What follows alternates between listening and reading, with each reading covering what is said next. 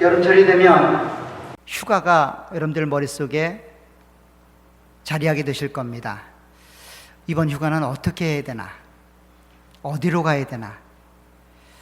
또 어떤 분들은 하루하루의 삶이 휴가인데 무슨 휴가가 또 있으랴, 이렇게 생각하시는 분들도 계실 텐데, 저는 캐나다 와서 아주 어렸을 적에 느꼈던 그 자연의 아름다움과 신비함들을 몇 번을 통해서 경험을 했습니다.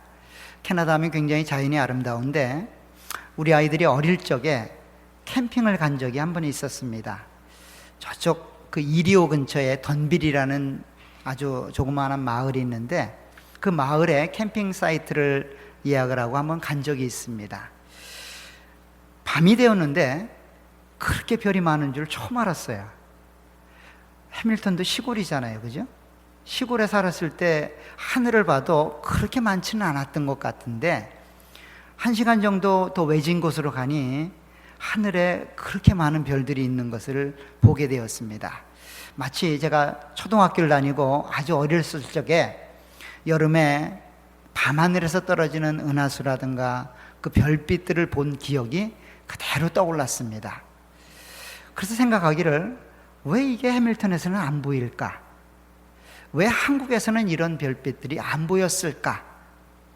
그때도 하늘을 안 본 것은 아닌데, 지금 조금 도시인 미시사가에 와서 살다 보니까 그래도 해밀턴은 양반이었더라고요. 더 안 보입니다, 여기는. 아마 좀 더 도시에 사시는 이토비크나 토론토에 계신 분들은 아예 안 보이실 거예요. 보이십니까? 밤에 하늘을 쳐다보면 별이 보이십니까? 한 번도 안 보신 눈치세요. 가끔씩 하늘을 보시기 바랍니다. 이렇게 하늘에 별이 그대로 그 자리에 떠 있음에도 불구하고 왜 토론토나 미시사가, 해밀턴, 던빌, 이렇게 각 지역마다 다르게 보일까요? 그것은 아마도 주변의 환경이 얼마나 밝으냐에 따라서 그렇게 될 겁니다. 주변이 밝으면 밝을수록 별빛은 더 안 보입니다. 반대로 주변이 어두우면 어두울수록 별빛은 잘 보입니다. 쉬운 말로, 시골로 가면 갈수록 별은 잘 보입니다. 깡촌에 가면 별은 더 잘 보이죠. 도시에 살면 별은 안 보입니다. 이것처럼 완전히 하나와 하나가 극과 극을 이룰 때 그 하나가 그 상대와 비교가 되어져서 극명하게 나타나는 모습들을 보게 되어집니다. 오늘 본문에도 그것처럼 극명한 삶을 사는 두 부류의 사람들이 등장을 합니다. 오늘 특별히 9번째 재앙을 통해서 하나님께서 이스라엘 백성들을 구원하시기 위해 행하셨던 그 재앙 가운데 한 내용인 9번째 재앙을 통해서 어두워지는 이 세상 속에서 빛처럼 우리에게 생명을 주신 하나님께 어떻게 살아야 되는지를 한번 나누도록 하겠습니다. 오늘 본문은 9번째 재앙입니다. 이제 마지막 10번째 재앙을 마지막으로 해서 이제 10가지 재앙 중에 어찌 보면 클라이맥스와도 같은 그런 9번째 재앙에 도달하게 되었습니다. 이 재앙들은 세 가지 한 묶음을 이루어서 사이클을 형성한다라고 말씀을 드렸어요. 그래서 처음 세 가지 재앙과 두 번째 세 가지 재앙, 그리고 세 번째 세 가지 재앙은 그냥 나열이 아니라 점점 그 강도를 강해가고 있고, 그 심각성과 그 재앙의 정도가 정말 이스라엘 백성들이 구원할 만한 그런 하나님의 능력을 드러내기에 충분한 그런 모습으로 표현되고 있다라고 말씀을 드렸습니다. 세 번째, 여섯 번째와 마찬가지로 오늘 9번째 이 내용도 그 클라이맥스답게 그냥 아무런 전조 없이 하나님이 재앙을 내리십니다. 오늘 본문을 보면 이렇게 되어 있습니다. 21절에 보면 여호와께서 모세에게 이르시되 하늘을 향하여 내 손을 내밀어 애굽 땅 위에 흑암이 있게 하라. 곧 더듬을 만한 흑암이니라. 애굽 땅에 흑암을 내리라는 하나님의 명령이 오늘 모세에게 주어지고 있습니다. 그런데 세 번째, 여섯 번째 말씀을 드렸을 때 그 재앙의 내용이 점점점 강해져 가고 있다는 것들을 말씀을 드렸는데, 오늘 아홉 번째도 동일하게 그 정도가 강해질 것으로 우리가 추측되는데, 본문을 읽어보면 아닌 것 같아요. 아무리 읽어봐도 뭐 그냥 깜깜한 게 어둠이 임해서 단지 정상적인 생활을 못할 뿐이지, 그것 때문에 죽음을 당한 거나, 그것 때문에 내 경제적인 손실을 보거나, 그것 때문에 사람들이 어려움을 겪거나, 이것은 아닌 듯 싶어 보인다는 겁니다. 더 나아가서 아마도 오늘날 이런 재앙이 내려진다면 박수를 치고 쾌재를 부를 사람들이 우리 중에도 꽤 있을 것 같습니다. 나가기 싫은 직장 안 나가도 되는데, 만나기 싫은 사람과 약속이 되어 있는데 이런 흑암이 내려지면 안 만나도 되는데, 그렇지 않도 피곤했는데 하루 푹 잠을 잘 수 있으면 얼마나 좋겠어요. 재앙이 아니라 축복이죠. 기쁨입니다. 그런데 이 아홉 번째 재앙은 그냥 흑암이 내려져서 정상적인 생활이 불가능한 것처럼 그냥 보여집니다. 그런데 어떻게 그것이 클라이막스가 될 수 있고, 어떻게 그것이 세 번째 사이클의 핵심이 될 수 있을까라고 하는 의구심이 마음속에 들게 됩니다. 여러분들도 그렇게 들리시죠? 아닌가요? 들어야 정상인데, 그죠? 오늘 본문에서는 이 흑암이 내려지는 내용을 강조하여 세 번이나 반복하여 설명합니다. 오늘 모세를 통해서 하늘 향하여 손을 들어 그 애굽 땅에 앞을 분간할 수 없는 흑암을 내리라고 말씀하실 때 그 흑암을 강조하여 설명하신 하나님께서는 다시 한번 그 일을 진행하는 과정 속에서 두 번 반복하여 설명합니다. 22절에 보면 실제로 하나님의 명령을 실행하는 모세의 모습이 등장을 합니다. 모세가 하늘을 향하여 손을 내밀매 캄캄한 흑암이 3일 동안 애굽 온 땅에 있었다라고 말합니다. 하나님 말씀처럼 정말 캄캄한 흑암이 모세가 손을 드니까 애굽 땅에 내려졌다는 거예요. 근데 얼마나 캄캄했는지 앞을 분간할 수 없는 그런 캄캄함이었고, 그런 캄캄함이 3일간 지속이 되었다라고 이야기를 합니다. 그래서 그 삶의 결과가 이렇게 나타납니다. 23절 상반절에 보면 그동안 그 3일 동안 사람들이 서로 볼 수 없으며 자기 처소에서 일어나는 자가 없었다라고 말합니다. 말 그대로 3일 동안 휴가를 가진 겁니다. 방학을 가진 거예요. 3일 동안은 아무것도 행할 수 없는 그런 상황에 놓여졌기 때문에 일어나는 사람도 없었고 그냥 처소를 나오는 사람도 없었다는 겁니다. 그런 삶이 3일간 지속이 되었다는 거예요. 그런데 이런 3일간 캄캄하게 아무런 빛도 볼 수 없는 그런 흑암이 임했는데 그 애굽 땅 한 자락은 빛이 있었다라고 이야기를 합니다. 오늘 23절 하반절에 보면 온 이스라엘 자손들이 거주하는 곳에는 빛이 있었더라 라고 말합니다. 학자들은 이야기를 합니다. 도대체 이게 뭘까? 빛이 사라져버린 흑암이 도대체 뭐였을까? 아무리 생각해봐도 답이 나오지를 않았던지 어떤 학자는 이렇게 주장을 합니다. 이것은 하나의 자연적인 현상으로 당시 아프리카나 사막 주변에서 일어나는 모래폭풍의 흔적이었을 거라고 이야기를 합니다.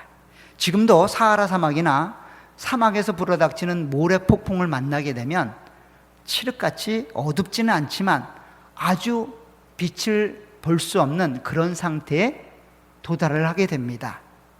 그것이었을 거라고 생각들 하는 학자들이 있습니다. 또 한 부류의 학자들은 그것이 빛을 잃기는 하지만 흑암이라고 말할 수는 없다는 거죠. 그래서 어떤 사람들은 생각하기를 이것은 그것이 아니라 아마도 일식이었을 것이다 라고 주장을 합니다.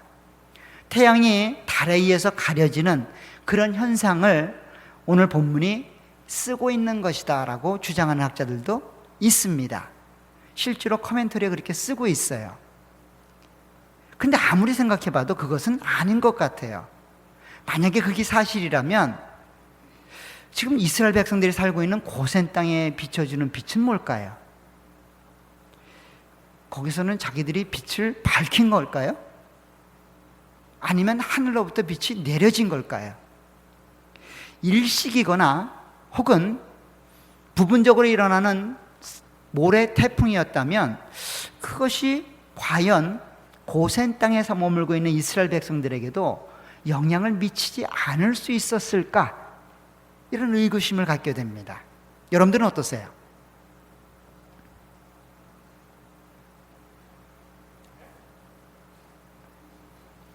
뭔가 대답을 하시는데 안 들립니다.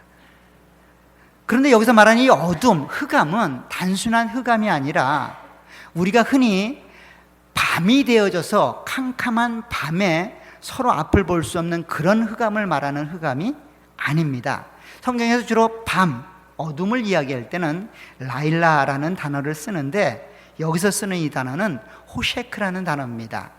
이 호셰크라는 단어는 흑암이란 단어로 하나님이 천지를 만드실 때 빛이 있으라 했던 그 이전 상태, 혼돈과 공허, 무질서와 말 그대로 아무런 빛이 없는 공허한 상태, 그 상태가 흑암입니다. 그 흑암을 말하는 거예요. 그래서 호셰크란 단어를 쓰는데 그 호셰크란 단어 속에는 말 그대로 하나님이 빛을 제거해버린 그런 내용을 담고 있습니다. 반대로 이스라엘 백성들에게 빛이 있었다는 말은 하나님이 빛을 주고 계시는 거죠. 그래서 단순히 낮과 밤의 차이로 어떤 어둠을 이야기하는 것이 아니라 하나님이 의도적으로 그 빛을 제거해버리는 성격의 내용을 담고 있다는 거예요. 다시 말하면 빛을 가져가 버리고 흑암으로 그 공간을 채워버린다는 겁니다. 흑암이 그 공간을 채워져이면 더 이상 빛을 볼 수가 없어요. 만약에 흑암이 앞을 분간할 수 없을 정도로 그렇게 있었다면 멀리서나마 고센 지방의 빛이 보였을 겁니다. 안 보였을까요? 거리가 멀어도 그 빛이 밝아서가 아니라 이곳이 너무 어둡기 때문에 그 빛을 볼 수도 있었을 겁니다. 그런데 지금 애굽 사람은 그 빛을 볼 수가 없습니다. 왜냐하면 흑암이 가득 차 있기 때문이에요. 하나님이 은혜로 빛을 밝히고 있는 그곳에 그 은혜가 거두어지고 그 은총이 거두어지게 되면 이와 같은 어둠이 자리 잡게 됩니다. 지금까지 이스라엘 백성들이 하나님의 은혜를 경험하고 사랑을 경험했던 것처럼 애굽 사람 역시 그 하나님의 은혜와 사랑을 동일하게 경험을 했습니다. 그게 아침이면 태양이 떠오르는 것이었고 때가 되면 비를 내려주는 그런 일반적인 은총이었던 것이죠. 그래서 24시간 중에 절반 이상이 밝은 날로 애굽 사람이라고 할지라도 동일하게 경험하며 살아갔던 거예요. 그런데 하나님이 그것을 제거하겠다는 겁니다. 하나님의 은혜와 은총을 중단시키겠다는 거예요. 그러면 그 땅은 어떻게 됩니까? 어둠의 땅이 되는 겁니다. 절망의 땅이 되고 모든 일상적인 생활이 멈추는 그런 무질서, 혼돈의 시간이 된다는 겁니다. 그게 지금 이 재앙에서 보여주는 내용입니다. 단순히 바로에게 공포감을 조장시키고 애굽 사람들에게 삶의 불편함을 주기 위하여 그렇게 이 재앙을 내리는 것이 아니라 하나님이 이제 더 이상 너희들에게 은혜를 내려주지 않겠다라고 하는, 은혜를 거두어 가겠다고 하는 그 마지막 선언인 겁니다. 이 선언 이후에는 어떻게 될까요? 더 이상 기회가 없습니다. 그냥 죽음입니다. 그래서 10번째 재앙은 죽음인 거예요. 어찌 보면 지금 바로에게 하나님은 끊임없이 기회를 주고 있고 그들이 돌아오도록 은혜를 베풀었던 겁니다. 비록 그것이 재앙의 형태를 띠고 있지만 여전히 은혜입니다. 괴로움과 고통의 형태를 띠고 있지만 여전히 은총입니다. 왜냐하면 아직도 기회가 있기 때문이에요. 기회가 있기 때문입니다. 그런데 이 기회를 이제 마지막으로 바로가 차버리면 어떻게 되는 거예요?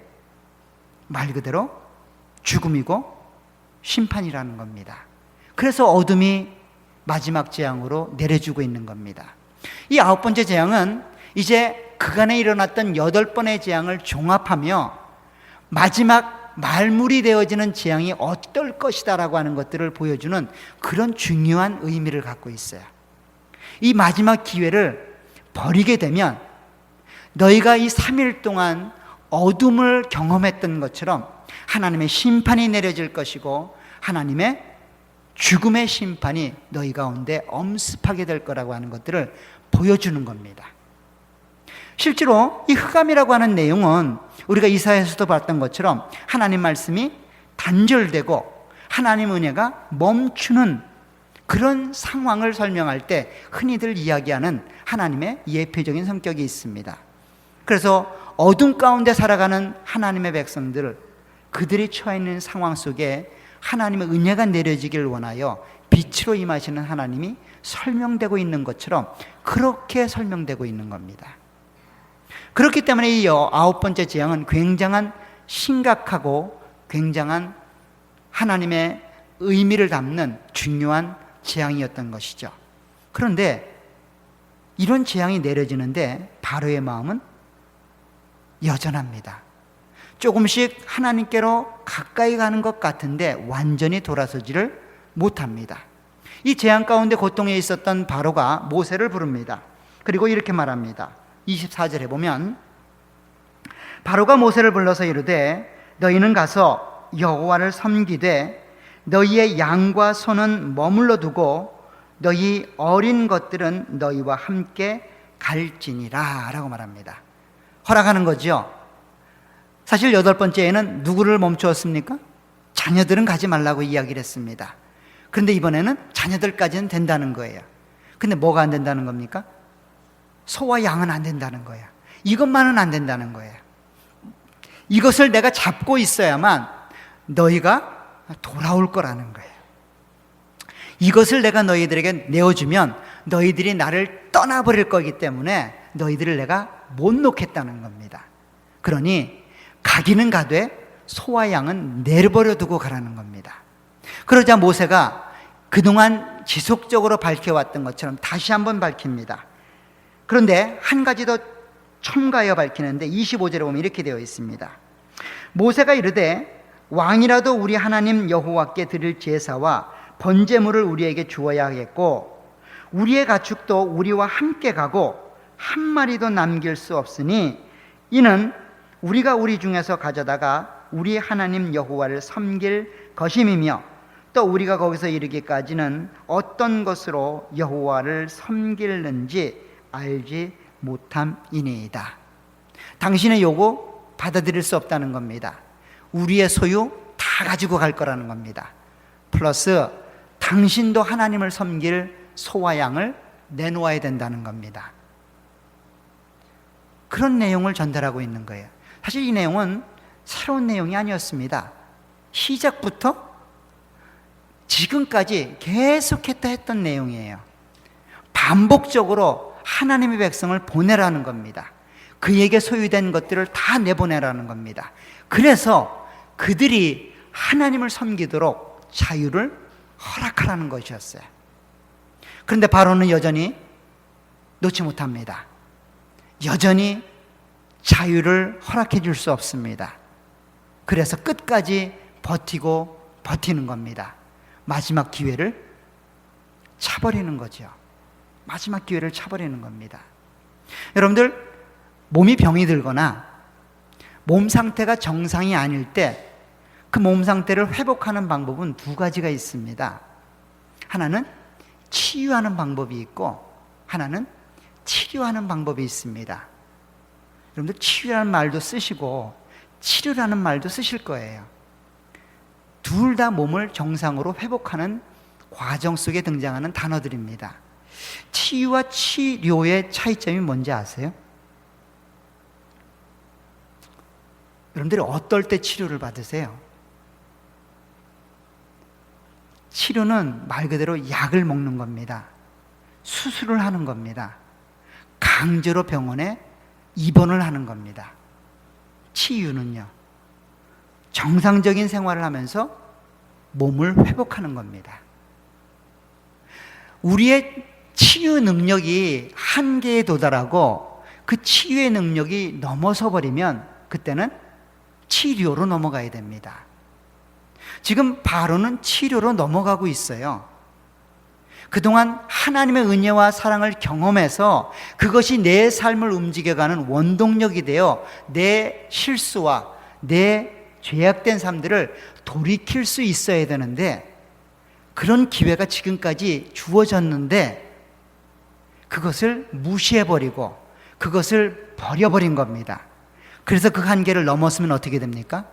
그때부터는 하나님이 일하기 시작하죠. 끊임없이 일하기 시작하실 겁니다. 강제적으로 먹기 싫은 약을 먹어야 됩니다. 그래도 안 들으면 병원에 입원을 시켜야 됩니다. 그래도 안 들으면 마취시키고 수술을 해버립니다. 그게 치료입니다. 정상적으로 되지 않는 우리의 몸, 그런 기회를 끊임없이 베풀어 주는데, 지금 모세와 하나님은 끊임없이 애굽 사람들에게 그런 기회를 주는데 지금 어떤 거예요? 그 치료를 넘어서고 있는, 치유를 넘어서고 있는 겁니다. 우리의 삶 같지 않습니까? 우리의 신앙생활도 마찬가지예요. 이 정도만 되면 내가 치유할 능력이 있는데, 힘든 일이 있고 어려운 일이 있으면 기도하고 회복해야 되는데, 자꾸만 그런 마음만 듭니다.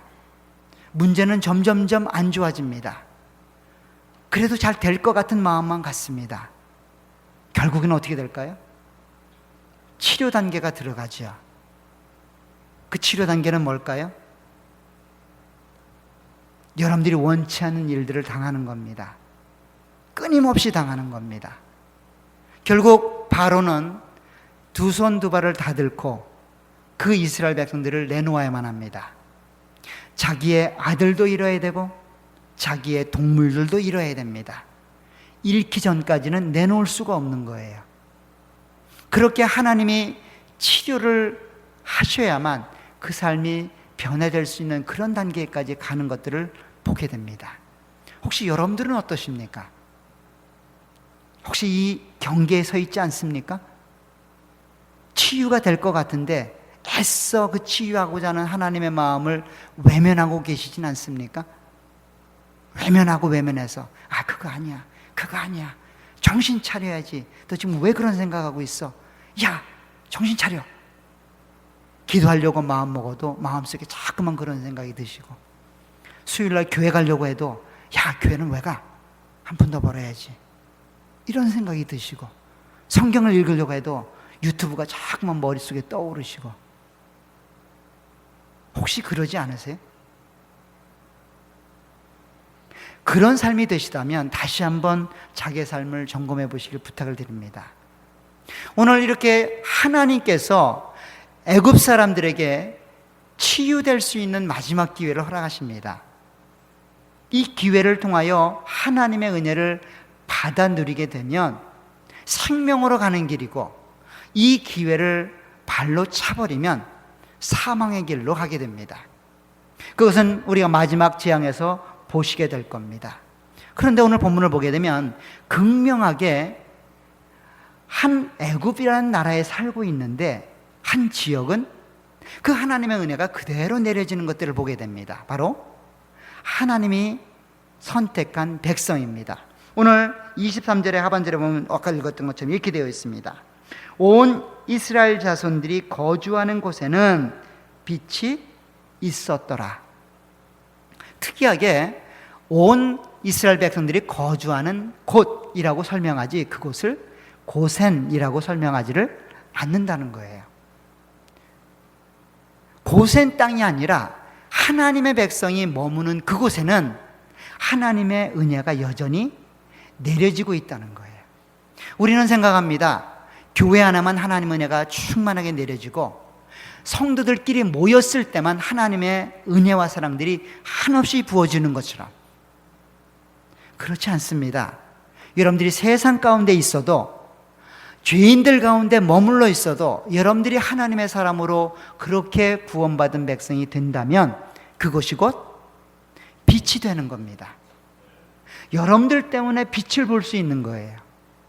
여러분들이 머무는 그곳이 하나님의 은혜와 사랑을 밖으로 드러내 보이는 빛의 장소가 되는 겁니다.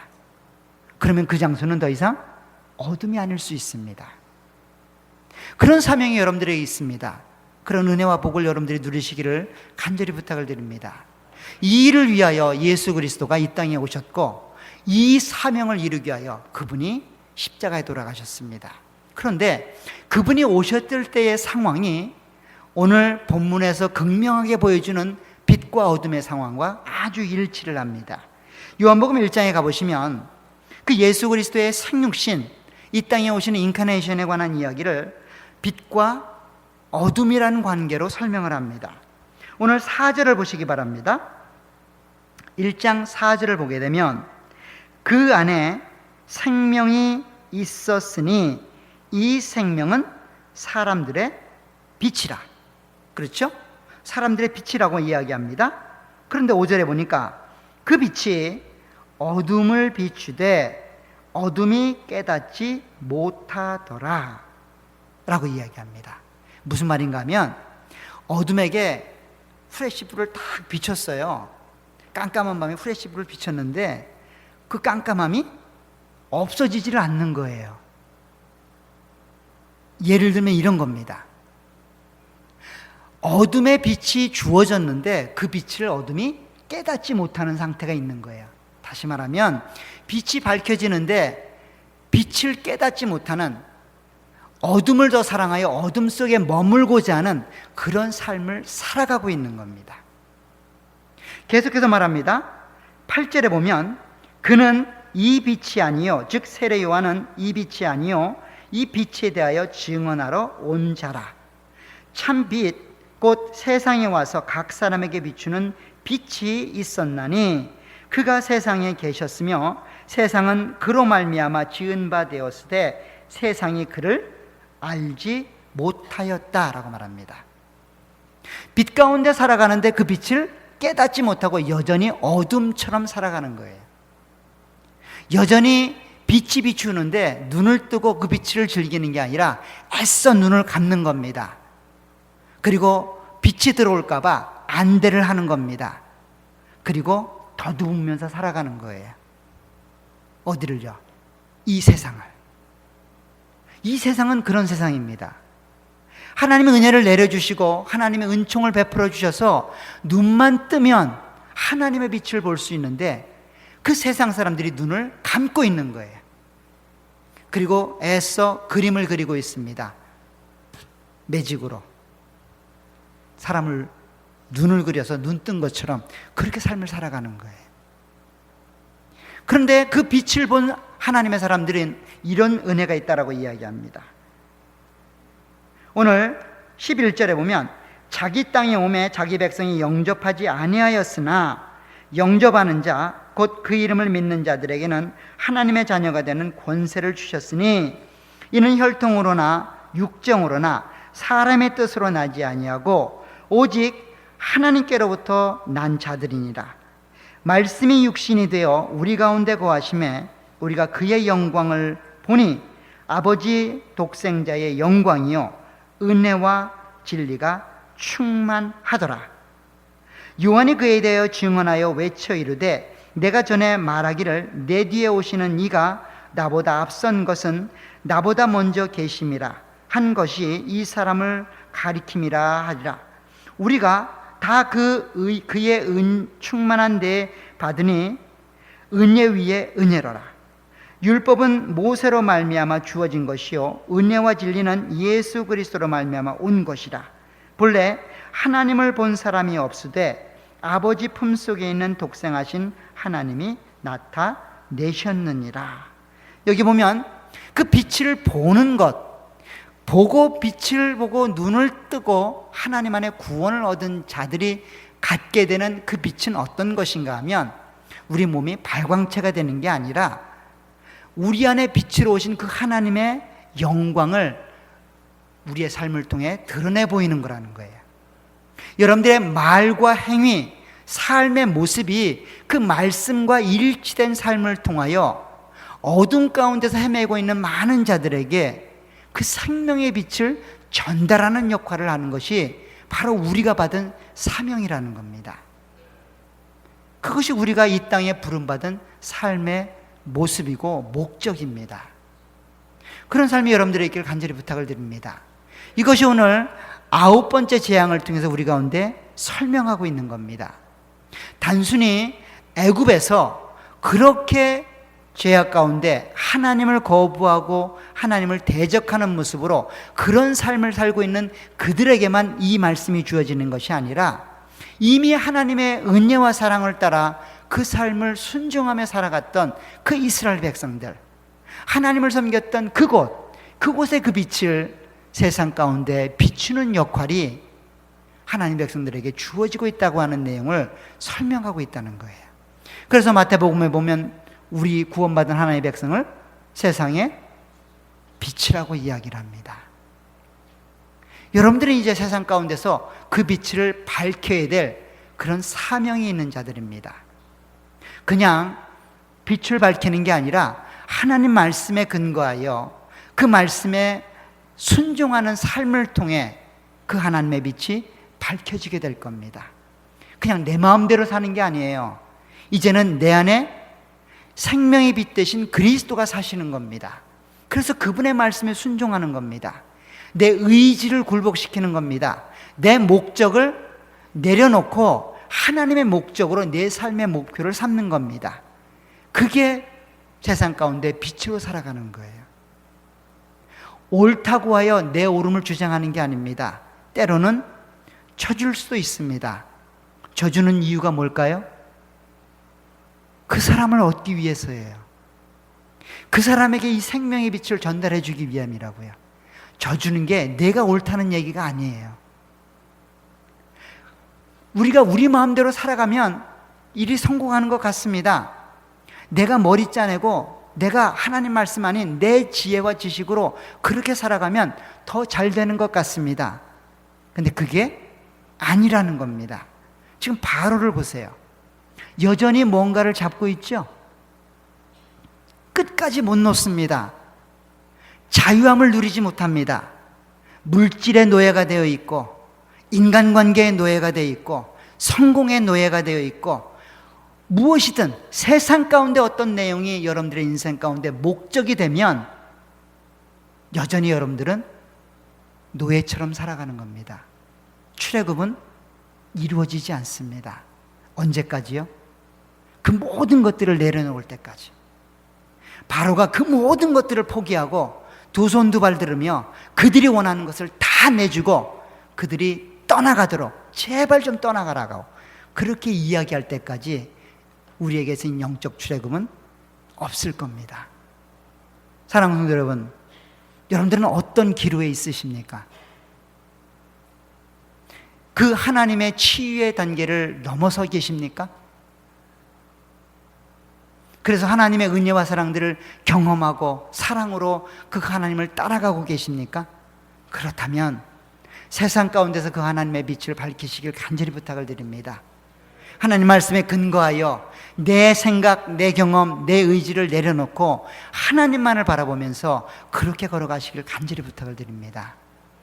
아직까지도 바로처럼 그렇게 놓지 못하는 어떤 영역이 계십니까? 하루속히 자유함을 맛보시길 부탁을 드립니다. 하나님으로 인해 자유함을 맛보셔야만 그 하나님을 섬길 수 있습니다. 하나님이 여러분들에게 다 내려놓게 하실 겁니다.